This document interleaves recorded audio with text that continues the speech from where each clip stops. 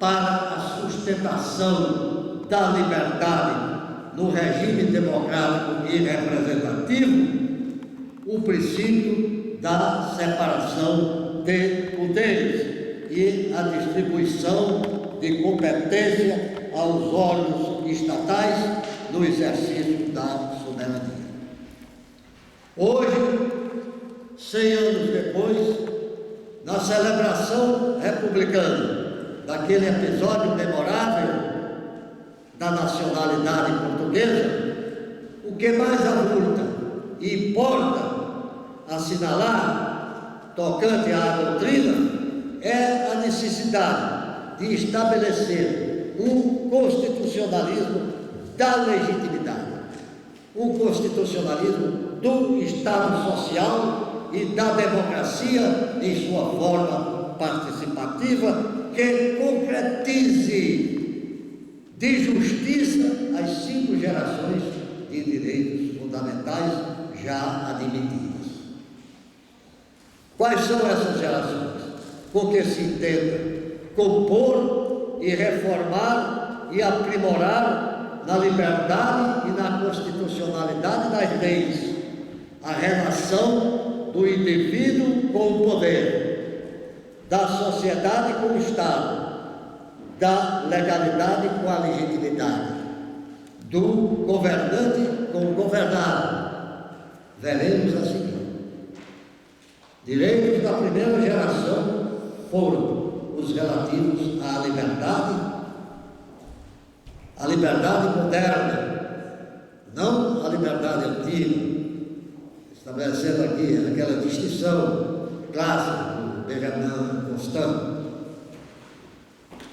Portanto, aqueles que primeiro gostaram do instrumento normativo constitucional, a saber, direitos civis e políticos, corresponderam grandemente, por um prisma histórico, àquela fase inaugural do constitucionalismo liberal no Ocidente. Fase, por excelência, de predomínio do justo privatismo romanista e de apogeu dos direitos individuais.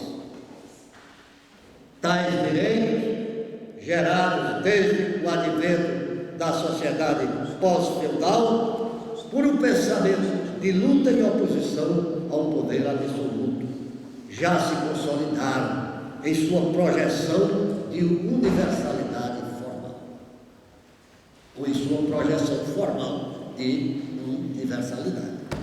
De tal sorte que, a esta altura, não há Constituição digna desse nome que os não reconheça programaticamente em toda a extensão e plenitude.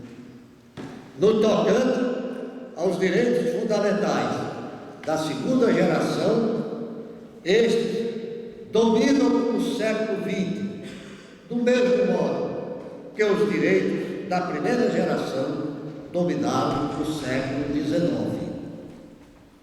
São direitos da segunda geração, maiormente, os direitos sociais, culturais e econômicos, bem como os direitos coletivos ou de coletividades, introduzidos no constitucionalismo das distintas formas de Estado social, depois que germinaram, por obra da ideologia e da reflexão antiliberal do século passado. Surgiram abraçados com o princípio da igualdade, do qual não se podem separar, fazendo equivaler a desmembrá-los da razão de ser que os ampara e legitima.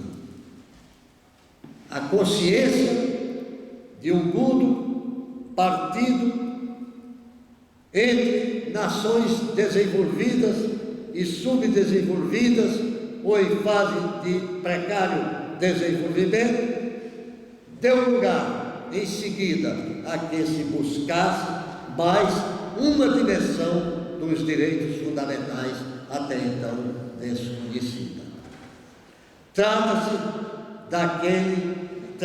daquela referente à fraternidade e ao desenvolvimento, descoberta e teorizada por Karel Popper. Nasceram assim os direitos da terceira geração, direitos fundamentais dos povos que ontem o colonialismo condenara à servidão e que hoje buscam se emancipar com a concretização do direito ao desenvolvimento. Neste momento em que vos falo, não posso deixar de voltar às palavras que proferi em Foz do Iguaçu ao ensejo do discurso de despedida e encerramento da 15ª Conferência Nacional da Ordem dos Advogados do Brasil, no ano de 1994, quando ousei enunciar e teorizar na esfera do pensamento político o direito à democracia como direito fundamental. E o fiz, entre outras considerações, com as seguintes: tendo por conteúdo a liberdade e a igualdade, segundo uma concepção integral de justiça, o direito à democracia, a panagem de toda a humanidade, é, portanto, direito da 4ª geração, do mesmo modo que o desenvolvimento, por sua remissão concreta e material aos povos do terceiro mundo, tem sido aclamado direito da terceira geração. Com efeito, tomando por base sua titularidade, os direitos humanos da primeira geração pertencem ao indivíduo, os da segunda ao grupo, os da terceira à comunidade, ao povo, e os da 4ª, como também os da 5ª, ao gênero humano. O conceito de democracia, enquanto direito de uma nova categoria, emerge da grande revolução democrática da cidadania, levada a cabo com a universalização dos direitos humanos, mediante o reconhecimento de que estes já não são unicamente direitos fundamentais apenas por lograrem inserção normativa no corpo da Constituição de um Estado, mas também por se lhes reconhecer ao mesmo passo uma acessão gradativa de positividade e postulação direta de uma ordem jurídica superior, que é a de direito internacional.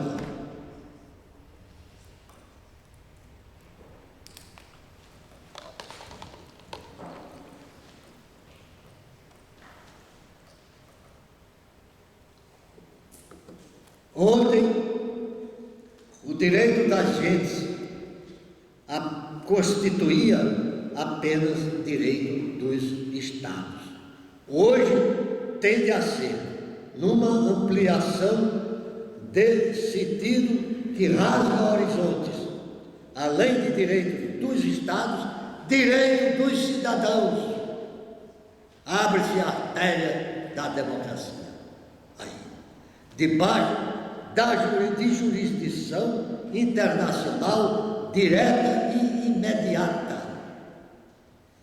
Demais disso, à medida que aquela fundamentalidade cresce e avulta no juízo contemporâneo das sociedades democráticas, ocorre uma associação conceitual dos direitos fundamentais ao conceito de democracia, até fazer desta, no curso de uma evolução de sentido,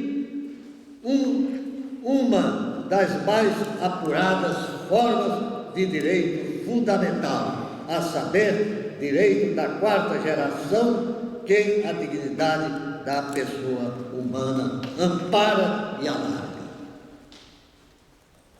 Como se vê, a democracia caminha a largos passos para deixar de ser tão somente forma de governo, forma de Estado, de república, de convivência humana e social, de regime ou de sistema político, para subir ao grau superlativo de princípio, de valor e de normatividade, derivado de sua proclamação e reconhecimento por direito da quarta dimensão ou da quarta geração.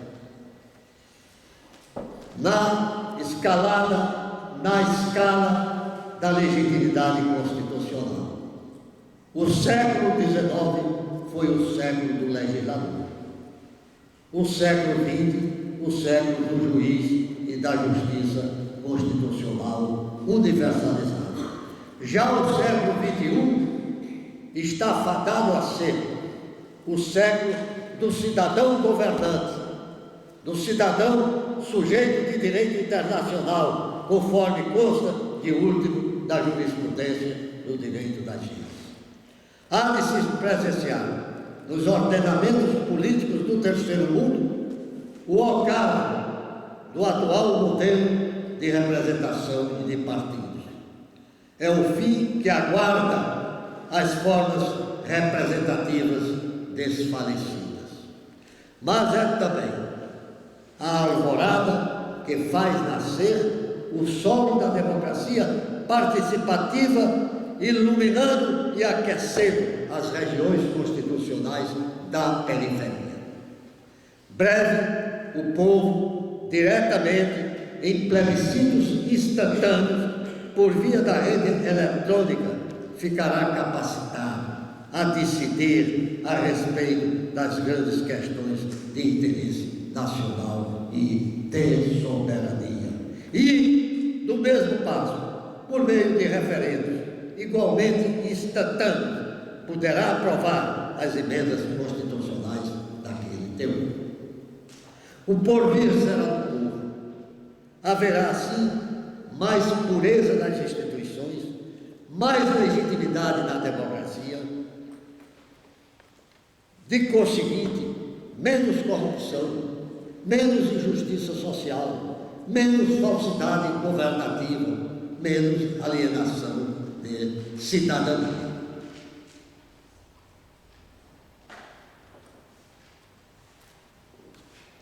Enfim, chegamos aos direitos da quinta geração que estão a surgir. O primeiro deles é o direito à paz. A meu ver, direito natural dos povos. Esteve outrora em estado de natureza no contrato social de Rousseau e a seguir implícito como dogma na paz perpétua de Kant. Devemos assinalar que a defesa da paz se volveu em princípio constitucional esculpido no artigo 4º, inciso 6 da Constituição brasileira.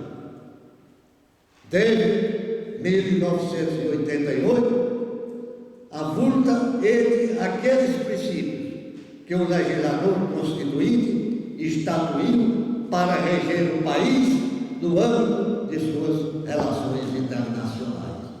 E, como todo princípio na Constituição, tem este a mesma força, a mesma virtude, a mesma expressão e energia normativa dos direitos fundamentais. Só falta universalizá-lo, só falta alçá-lo